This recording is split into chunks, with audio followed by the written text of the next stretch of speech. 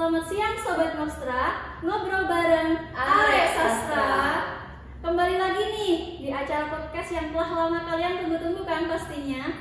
Bersama saya, Devi Rizkawati yang akan bertindak sebagai host di acara podcast Nostra ini. Baik, pada kesempatan kali ini podcast Nostra akan mengulas tuntas mengenai kritik biografi pengarang dari novel Laskar Pelangi karya Andrea Hirata. Baik, kali ini saya tidak sendirian.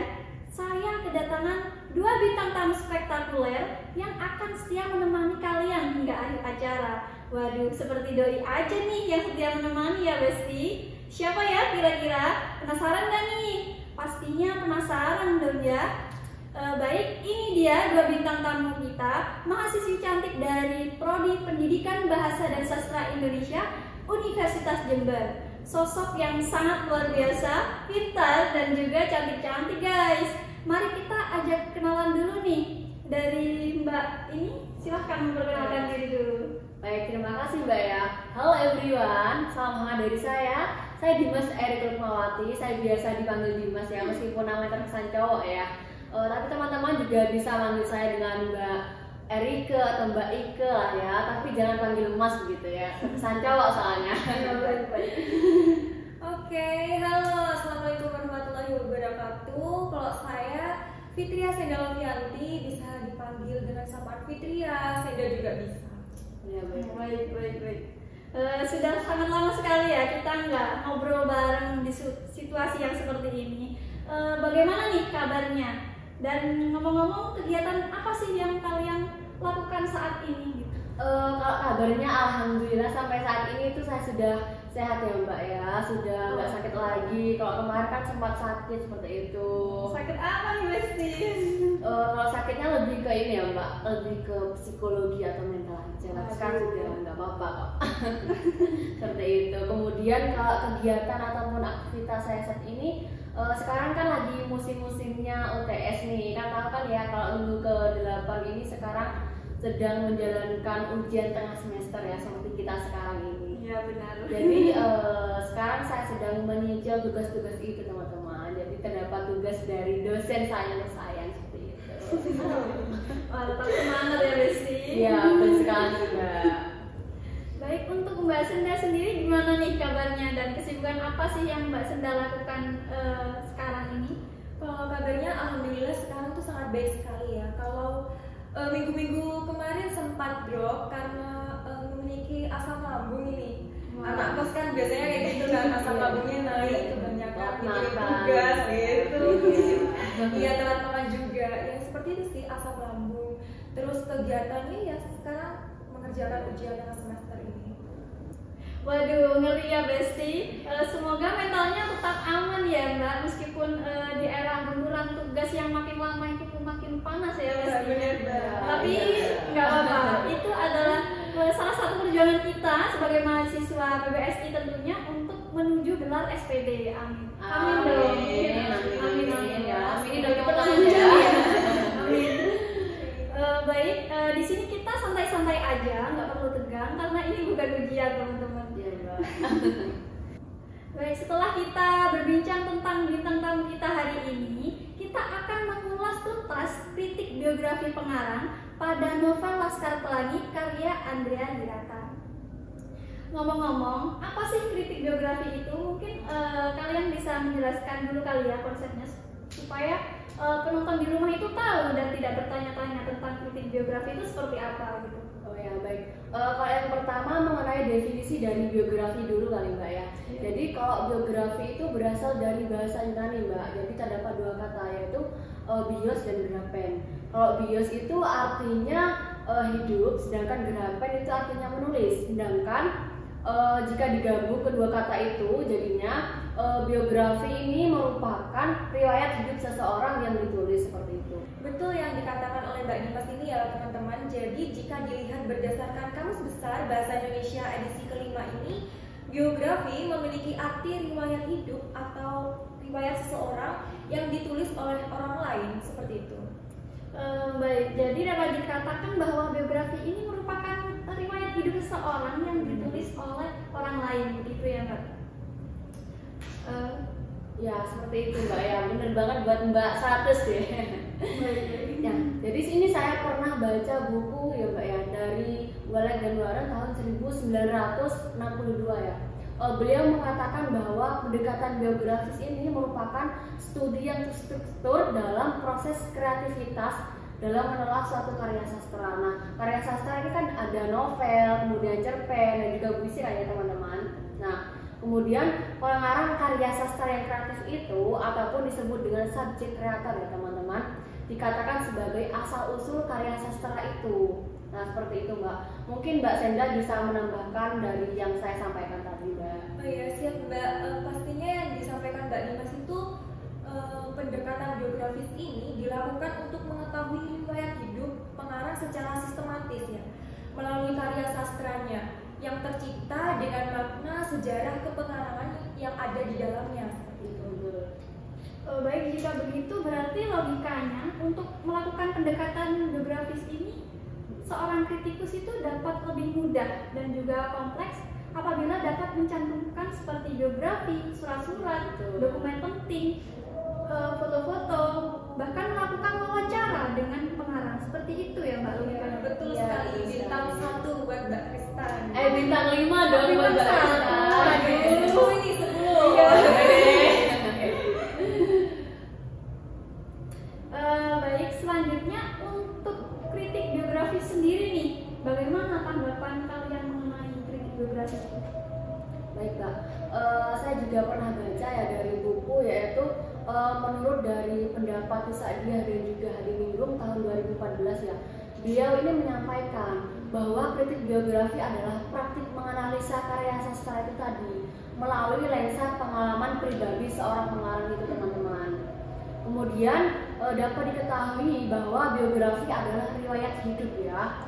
Kemudian kritik ini mempertimbangkan seperti cara, kemudian usianya berapa ya, kemudian rasnya apa, terus kemudian jenis kelaminnya apa, seperti laki-laki atau perempuan, lalu keluarganya seperti apa, pendidikannya bagaimana teman-teman, kemudian hingga status ekonomi pengarang itu dikulik teman-teman. Seperti itu pendapatnya Mbak.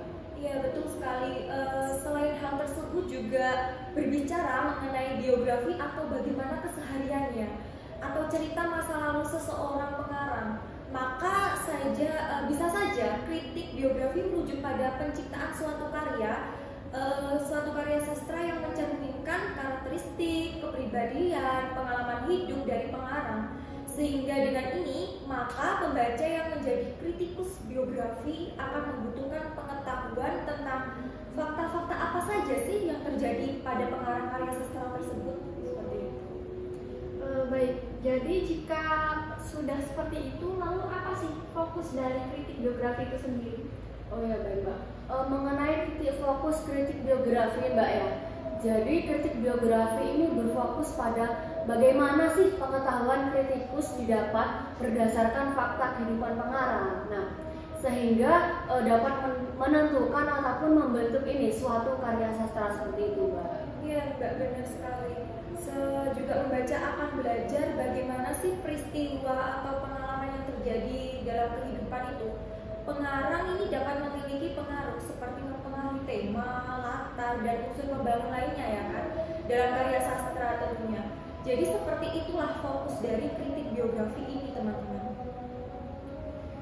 Dan jika sudah seperti itu, kemudian teman-teman di rumah ini pernah dengar nggak sih terkait pendekatan ekspresif ini? Bukankah itu juga berfokus dalam pengarang? Mungkin Mbak Dimas atau Mbak Senda bisa menjelaskan hal itu? Oh ya, tentang pendekatan ekspresif Mbak ya, sangat menarik ya pertanyaan dari Mbak Rizka ini. Jadi gini Mbak, kalau pendekatan ekspresif ini berupa pendekatan literal begitu. Jadi literal ini yang dipahami oleh seorang kritikus itu terkait latar belakang, entah dipengaruhi seperti bidang ekonominya seperti apa, kemudian politik, agamanya apa, bahkan budaya dari seorang pengarang itu Mbak, seperti itu. Jadi wilayah dari pendekatan ekspresif ini teman-teman adalah diri penyair itu sendiri, seperti pikiran dan perasaan yang direalisasikan dalam penciptaan suatu karya sastra itu teman-teman, seperti itu. Ya betul yang dikatakan oleh Mbak Dimas tadi ini mengenai pendekatan ekspresif, tidak semata-mata memberikan perhatian terkait bagaimana karya sastra itu tercipta, berbeda hal dengan pendekatan biografis yang membentuk studi proses kreatif itu yang fokusnya dengan riwayat hidup seseorang. Pengarang yang menciptakan karya sastranya lebih dalam nih, jika ingin mengetahui lebih dalam juga dapat dilihat dari karakteristiknya.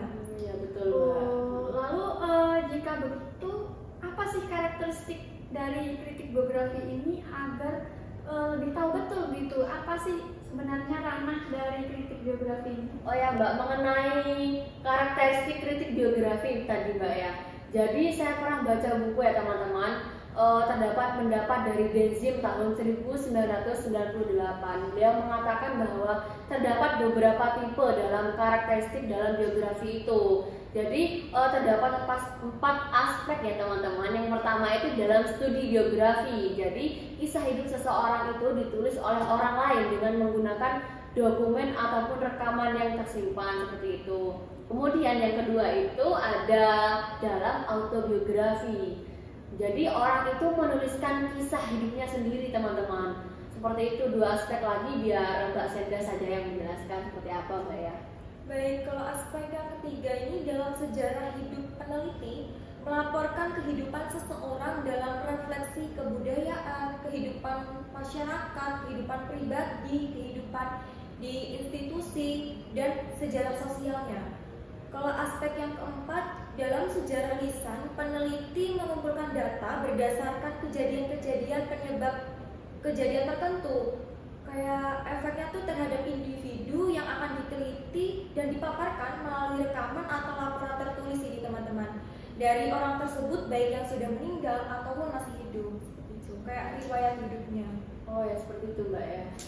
Baik, jadi saya sedikit berpendapat ya bahwa faktor penyebab yang mendorong kritikus sastra biografi merumuskan teori mereka ini bahwa untuk memahami sebuah karya sastra, pembaca itu membutuhkan pengetahuan tentang fakta ataupun pengalaman dari biografi penulis. Kritik sastra biografi ini juga memberikan bantuan praktis untuk memahami makna yang halus namun juga penting dalam sebuah karya sastra. Baik, untuk selanjutnya, inti dari biografi itu seperti apa sih sebenarnya kalau boleh tahu? Silahkan.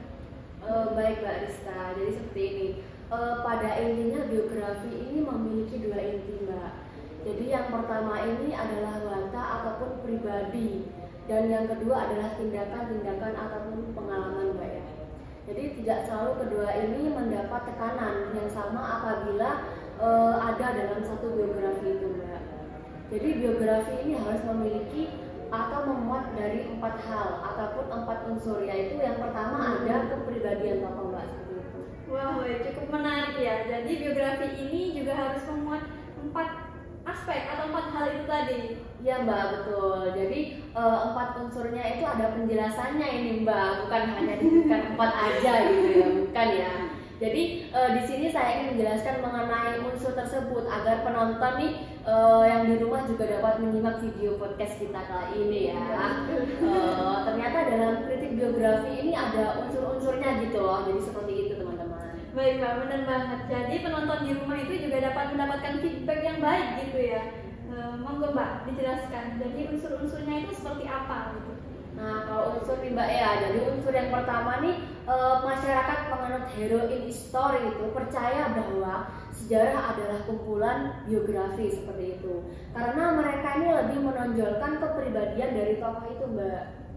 Jadi menurut mereka individu itu merupakan pendorong transformasi sejarah, begitu ya Mbak? Iya benar sekali. Tadi yang dikatakan oleh Mbak Dimas menjelaskan mengenai unsur 1, kalau saya ingin menjelaskan unsur kedua ya, itu lebih kekuatan sosial, memiliki pengaruh lebih besar daripada individu. Sedangkan kalau yang ketiga ini tentang lukisan sejarah zamannya, yakni lukisan zamannya menjadikan seorang tokoh memiliki peranan penting bagi kehidupan sosial pada masa itu. Jadi seorang tokoh mempunyai kesan tersendiri bagi masyarakat. Oh, berarti kesan tersebut itu bisa timbul karena tokoh tersebut itu mampu untuk melukiskan keadaan atau kondisi yang dialaminya pada saat itu, begitu ya. Bahkan juga bisa melukiskan situasi, dapat berupa beberapa hal yang dilakukannya mengikuti perubahan sosial pada masa itu. Begitu ya? Iya, benar sekali. Tokoh dalam penelitian ini kan juga menjadi atau mendapatkan kesan tersendiri di dalam masyarakat karena kiprahnya itu dalam dunia sastrawan. Kalau yang unsur keempat itu keberuntungan dan kesempatan yang datang. Jadi keberuntungan dan kesempatan memang tidak sama atau tidak semua orang tuh bisa mendapatkannya seperti itu. Iya Mbak, betul yang dikatakan oleh Mbak Senda tadi ya. Jadi biografi ini juga dapat menjadi sejarah ya apabila digabungkan dengan beberapa biografi ataupun dengan biografi kolektif seperti itu. Karena sejarah ini kan tidak bisa lepas ya dari para peran tokoh dan kejadian yang dialami tokoh tersebut seperti itu Mbak. Wah, semakin menarik sekali ya pembahasan kita kali ini, semakin luas dan juga semakin memperdalam juga. Iya, benar. Iya, pastinya Mbak. Kemudian untuk jenis-jenisnya nih pasti ada kan ya dari kritik biografi itu sendiri. Seperti apa? Oh, tentu pasti ada ya jenis dalam penulisan biografi, di antaranya itu biografi individu, autobiografi, sejarah hidup, dan sejarah lisan terhadap individu serta pengalamannya yang dituliskan dengan cara mengumpulkan dokumen dan arsip-arsip seperti itu. Kalau untuk autobiografi sendiri itu seperti apa? Oh ya Mbak, kalau autobiografi ya, jadi autobiografi ini sifatnya lebih nyata Mbak, ataupun realistis gitu. Segala cerita ataupun pengalaman yang tertuang dalam suatu biografi itu akan diceritakan secara jelas atau gamblang Mbak, dan sesuai dengan pengalaman penulis itu sendiri seperti itu Mbak. Jadi untuk autobiografi ini apakah ada kelebihan atau kekurangannya begitu? Ada sih tentunya. Kelebihan autobiografi ini terletak pada keterpaduan yang utuh dan nyata. Jadi sehingga pembaca itu semakin mengetahui dan sadar akan pembaca bagaimana penulis dapat memahami baik dirinya sendiri, lingkungannya, budayanya, hingga situasi spesifik pada zamannya. Adapun kelemahannya ini teman-teman adalah pandangan parsial pada zamannya. Autobiografi juga bersifat subjektif dan bisa saja belum mencapai final dalam proses sejarahnya. Wah, menarik sekali ya teman-teman. Bahwa tadi kelebihan dari autobiografi ini terletak pada keterpaduan yang utuh dan juga nyata. Sedangkan untuk kelemahannya sendiri pada pandangan parsial pada zamannya. Baik, kalau dari segi sejarah nih Mbak, bisa dijelaskan sedikit mungkin kepada penonton di rumah? Oh ya Mbak, kalau mengenai jenis sejarah hidup ya, ada pendapat dari Sukoharsono ya, dia mengatakan ataupun beliau ini mengatakan bahwa sejarah hidup ini menekankan kepada seorang kritikus itu terkait tulisannya tentang kehidupan individu itu Mbak. Kemudian direfleksikan dengan tema-tema kultur yang berkembang dalam masyarakat ataupun tema personal Mbak, tema institusional dan juga tema-tema yang merujuk pada sejarah ataupun bidang sosial seperti itu Mbak. Jadi dalam sejarah hidup ini menjadi sangat kompleks terkait isi yang akan dibuat seperti itu Mbak.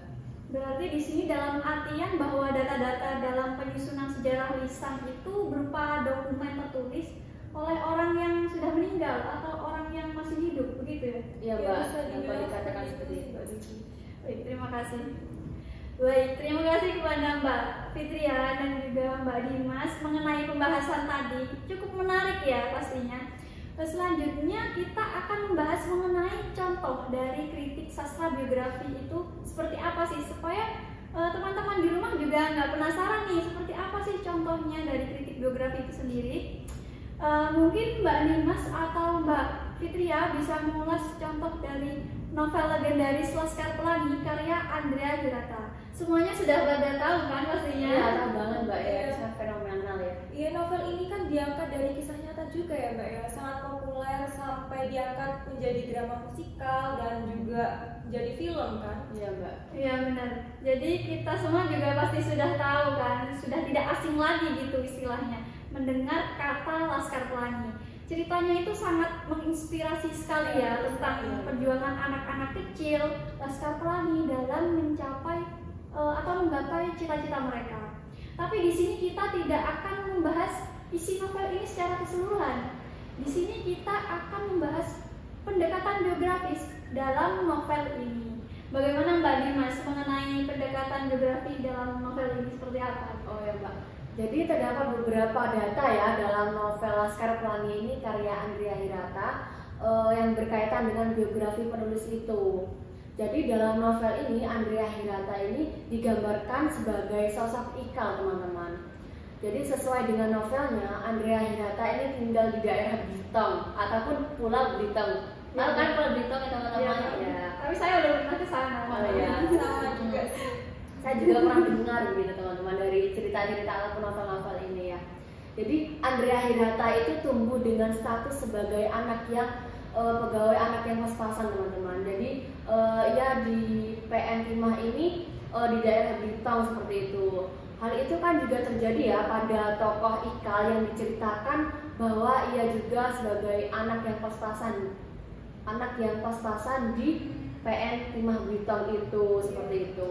Baik, jadi Andrea Hirata ini merupakan tokoh Ikal gitu ya dalam novel Laskar Pelangi. Jadi sama-sama diceritakan sebagai anak yang terlahir dari keluarga dengan ekonomi kelas ke bawah gitu ya. Betul Mbak. Baik, selain itu apa ada lagi mungkin dari Mbak Senda bisa menjelaskan? Iya, benar yang dikatakan oleh Mbak Dimas tadi bahwa Andrea Hirata digambarkan menjadi tokoh Ikal dalam novel Laskar Pelangi ini. Jadi dalam riwayat hidup Andrea Hirata, sewaktu kecil ia bersekolah di sebuah sekolah yang kondisi bangunannya itu sangat mengenaskan ya, dan hampir rubuh, yang bernama itu SD Muhammadiyah. Jadi karena keterbatasan biaya itu tadi, hal ini juga terjadi pada tokoh Ikal yang diceritakan bahwa Ikal juga bersekolah di SD Muhammadiyah yang kondisinya juga sangat mengenaskan. Iya betul Mbak, yang dikatakan oleh Mbak Senda tadi. Bahkan ya diceritakan dalam novelnya bahwa arena sekolah anak-anak Laskar Pelangi ini adalah salah satu dari ratusan atau mungkin ribuan sekolah miskin di negeri ini ataupun di negeri Konoha. Mana Konoha ini? Waduh, di mana nih? Ya, sebenarnya di Belitung ini ada sekolah lain yang dikelola oleh PN Timah. Tapi Andrea Hirata tidak sekolah di sana karena status ayahnya yang masih menyandang pegawai kelas bawah seperti itu. Ya Mbak, betul yang dikatakan oleh Mbak Senda tadi ya, bahwa dalam novel Laskar Pelangi ini juga diceritakan bahwa tokoh Ikal sejak kecil ini hidup dari ataupun hidup dengan keterbatasan ataupun kekurangan secara finansial seperti itu Mbak. Karena alasan ekonomi inilah yang memaksa Ikal ini sekolah di SD Muhammadiyah yang bangunannya hampir roboh itu. Kemudian padahal ya pada waktu kecil itu di sana juga ada sekolah bagus, tapi ya gitu biayanya juga yang dikeluarkan besar seperti itu teman-teman. Baik, jadi semakin nampak sekali ya persamaan antara keduanya, antara Andrea Hirata dan juga tokoh Ikal. Jika kita membaca novelnya atau menonton filmnya, kita juga pasti sudah tahu tentang bagaimana kondisi SD Muhammadiyah yang ternyata itu adalah gambaran sekolah Andrea Hirata sewaktu kecil. Sangat memprihatinkan dan juga seharusnya butuh perhatian khusus begitu ya. Tapi dari sekolah itulah yang membuat Andrea Hirata ini menjadi sosok sastrawan yang namanya kita kenal sampai saat ini gitu. Ya, namanya sudah sangat populer ya di Indonesia atau bahkan sampai ke luar negeri juga, karena novel Laskar Pelangi ini sudah ada versi terjemahannya ke berbagai bahasa di negara-negara lain sampai menjadi novel yang bestseller. Juga novel Laskar Pelangi ini kan juga difilmkan kan. Oh iya benar. Jadi sudah tidak diragukan lagi ya kepopuleran sastrawan satu ini. Oke baik. Selain hal itu tadi, adakah keterkaitan lain antara Andrea Hirata dan juga tokoh Ikal dalam novel ini?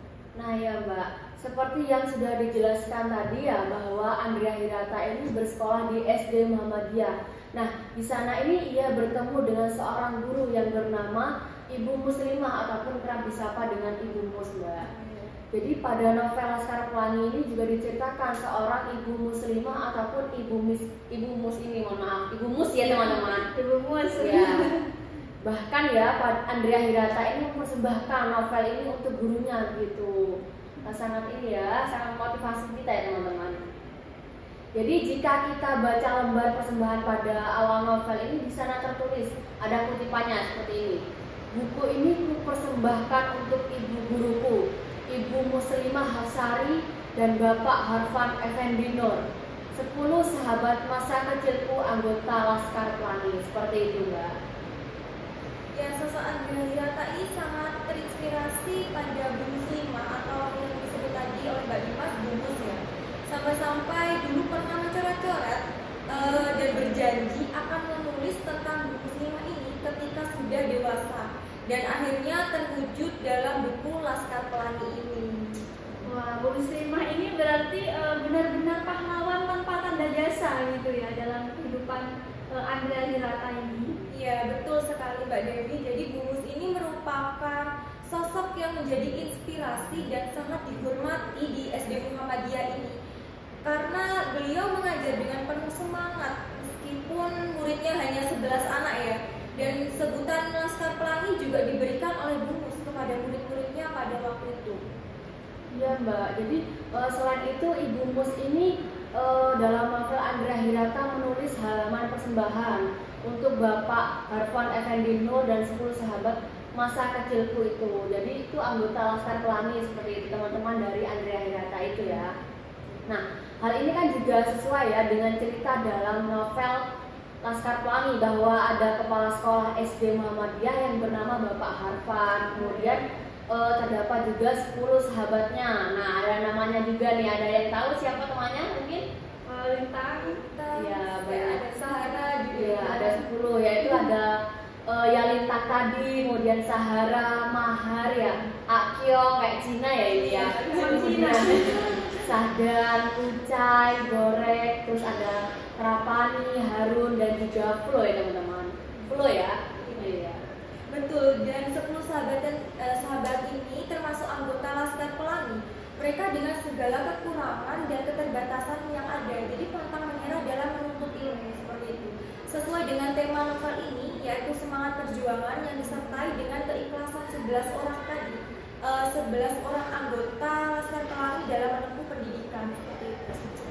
Baik, jadi Andrea Hirata ini termasuk orang yang tidak lupa atas jasa-jasa para gurunya gitu ya. Bahkan nama gurunya juga ditulis dalam abadi pada novelnya gitu. Begitu pula dengan 10 sahabatnya. Selain itu apakah masih ada keterkaitan lain antara Andrea Hirata ini dengan tokoh Ikal itu tadi? Ya, sesuai dengan latar belakang cerita novel ini kan dibuat ya, yaitu di daerah Belitung. Andrea Hirata ini mencoba memperkenalkan salah satu bagian Indonesia ya teman-teman, yang hanya dikenal sebagai penghasil timah. Tetapi orang tidak pernah tahu arti tambak timah itu bagi penduduk pulau tersebut itu seperti apa. Andrea Hirata seolah-olah menggugat Indonesia ya atas ketidakpedulian selama ini, mengapa tambak timah terbesar di Indonesia selama ini bangku total seperti itu. Baik, jadi bagi teman-teman yang belum tahu, jadi Belitung ini adalah salah satu pulau yang ada di Indonesia penghasil timah terbesar. Dengan adanya novel Laskar Pelangi karya Andrea Hirata itu tadi, Andrea Hirata mencoba untuk memperkenalkan, begitu ya kurang lebih. Ya Mbak, seperti itu. Nah, jadi seperti yang telah kita bicarakan tadi ya, bahwa Andrea Hirata ini sewaktu kecil pernah tinggal di pertambangan di PN Timah itu tadi Mbak. Jadi dalam novel Laskar Pelangi ini juga digambarkan tentang kehidupan orang-orang di desa itu seperti apa, seperti itu Mbak. Jadi tidak jauh berbeda ya dengan realitas aslinya seperti apa. Kemudian ya seperti itulah kehidupan dan dunia bermain anak-anak kampung Mbak. Jadi tidak jauh berbeda ya antara realitas aslinya dan juga cerita dalam novel. Baik, apakah masih ada hal-hal lain yang perlu disampaikan mungkin? Kurang lebih seperti itu sih contoh kritik sastra dengan pendekatan biografi dalam novel Laskar Pelangi ini ya. Dan sejauh ini sudah banyak sekali yang sudah kita bicarakan ya. Baik, jadi berdasarkan pembahasan tadi, novel Laskar Pelangi ini ditulis berdasarkan latar belakang penulis dan juga pengalaman hidup dari penulis itu sendiri, Andrea Hirata. Sudah banyak sekali hal-hal yang sudah kita bahas tadi tentunya ya, mulai dari apa itu kritik biografi, karakteristiknya, topik, dan juga jenis-jenisnya. Tadi juga kita sudah membahas mengenai contoh kritik biografi dari novel Laskar Pelangi. Terakhir nih, sebelum kita mengakhiri podcast kali ini, mungkin ada sepatah atau dua patah kata yang ingin disampaikan kepada penonton di rumah. Baik Mbak, saya akan sedikit menyampaikan sepatah ataupun dua patah kata aja ya. Terutama bagi generasi muda nih, halo generasi Z. Hai. Tetap hargai dan lestarikan karya sastra para sastrawan ya. Tentunya yang telah bekerja keras dalam mempertahankan sastra Indonesia. Karena generasi muda seperti kita inilah yang nantinya akan menjadi penerus sastrawan sebelumnya, seperti itu Mbak. Kalau saya sih tetap semangat ya bagi generasi penerus bangsa nih. Jangan mudah diterpa kegalauan, gampang menyerah, mudah menerima informasi yang tidak valid dan tidak jelas ya. Jadi tetap semangat dan tetap berkarya. Semangat. Baik, terima kasih kepada Mbak Dimas dan juga Mbak Senda atas pesan-pesannya, dan juga terima kasih telah meluangkan waktunya. Banyak sekali nih ilmu yang kita dapatkan pada hari ini. Semoga ilmu yang telah kita dapatkan ini bisa bermanfaat ya bagi kita sendiri maupun penonton di rumah.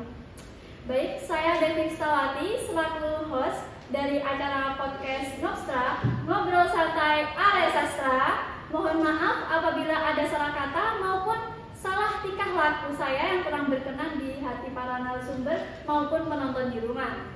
Terima kasih, sampai jumpa di kesempatan berikutnya. Selamat siang, wassalamualaikum warahmatullahi wabarakatuh.